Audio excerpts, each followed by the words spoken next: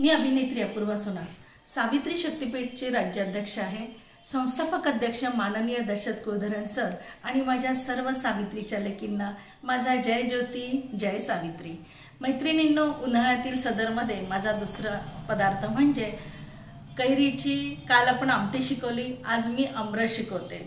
पश्चिम महाराष्ट्रात आमरस म्हणजे आंब्याचा रस, पण आपल्याकडे विदर्भामध्ये आमरस म्हणजे कैरीचा जो प्रकार असतो त्याला आमरस म्हणतात। तर सोपी आणि साधी रेसिपी आहे। तर यासाठी काय काय लागणार आहे ते तुम्हाला सांगते। यासाठी कालसारखा कैरीचा गर काढून ठेवला आणि त्यामध्ये पाणी घातलेलं आहे, म्हणजे याचा कैरीचा उकडलेला चव हवा आहे। यामध्ये साखर, कणिक, तूप, वेलची पूड आणि जिरं फोडणीसाठी।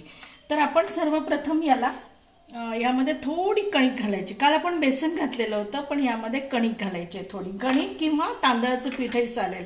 आणि हे छान असं घुसळून घ्यायचं, नेहमीप्रमाणे घुसळून घ्यायचं, म्हणजे गाठी होऊ द्यायच्या नाही, हे नक्की आहे। आपण ना खास सावित्रीच्या लेकींसाठी एक उन्हाळी सदर सुरू केलं। छान सुट्ट्या असतात, मुलांना सुट्ट्या असतात आणि मुलांसाठी वेगवेगळे पदार्थही करावे लागतात। तर तसे पदार्थ न करता रेसिपी करून आणि शूट करून ते पदार्थ करा बघा। तर ह्यासाठी आपल्याला मी पातेलं तापायला ठेवलेलं होतं। थोडंसं तूप घालायचं आहे, खूप जास्त नाही, कारण आपली क्वांटिटी पण कमी आहे। आणि यामध्ये फक्त थोडंसं जिरं ह्याला आपल्याला तडतडेल एवढं आपल्याला तुपाची क्वांटिटी घ्यायची आहे। आणि नंतर आपण हे जे यामध्ये जे आपण कणिक घातलेली होती ते घेऊ आणि यामध्ये आपल्याला पाणी पण घालायला लागेल। पाणी घेते,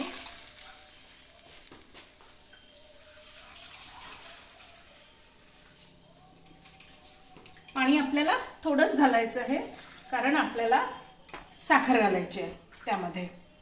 आणि साखर आपल्याला साधारण, आता हे आपण पुरीसोबत किंवा पोळीसोबत खातो तर अगदी फिक्कं चांगलं लागणार नाही, तर आपापल्या गरजेनुसार। आता कोणी गोड खातं, कोणाकडे डायबिटीज पेशंट असतात तर ते फिक्कं खातात, त्यामुळे ह्या साखरेचं काही विशेष प्रमाण नाही।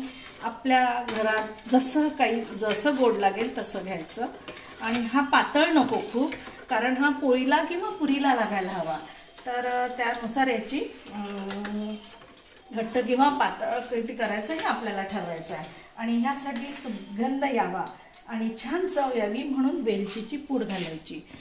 कोणी यामध्ये ड्रायफ्रुट्सही घालू शकतात, पण माझ्याकडे प्लेन आवडतो म्हणून मग मी प्लेन करते। आणि छान अशी उकळी येऊ द्यायची।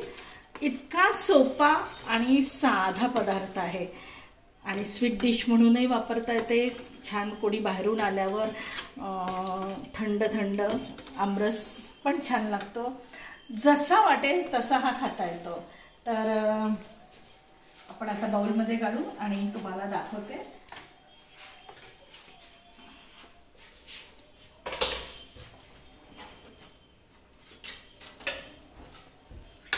त्याला छान उकळी आलेली आहे आणि छान सुवास पण मस्त एकदम, आणि बघा किती सुंदर अशा चकाकी आलेली आहे त्याला। आता हा आपण बाउलमध्ये काढू, गॅस बंद करते मी। बघा 1 ते 1.5 मिनिटामध्ये हा पूर्ण तयार झालेला आहे।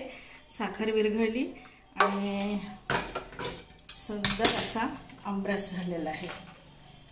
तर बघा, अतिशय सुंदर टेस्टी असा हा आमरस झालेला आहे।